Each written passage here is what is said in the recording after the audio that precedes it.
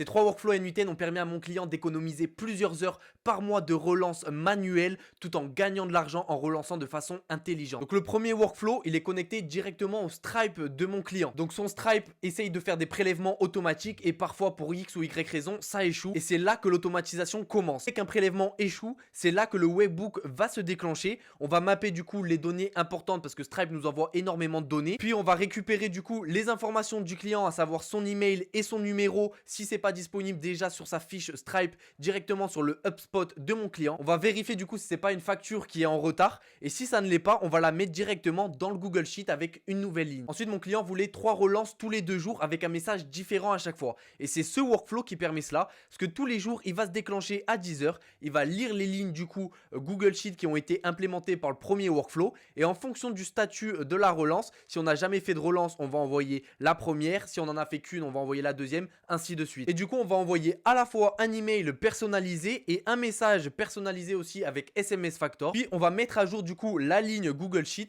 pour faire une relance adaptée la prochaine fois. Et pour finir du coup, le dernier workflow, c'est si un client paye, on veut arrêter de le relancer. Et donc à chaque fois qu'il y a un paiement qui est fait sur son Stripe, on va vérifier si c'est donc une facture qui est en retard dans son Google Sheet et si c'est le cas, on va supprimer la ligne. Et si toi aussi tu veux relancer tes clients de façon automatique et surtout intelligente, écris Relancia et je t'enverrai un message. Ciao.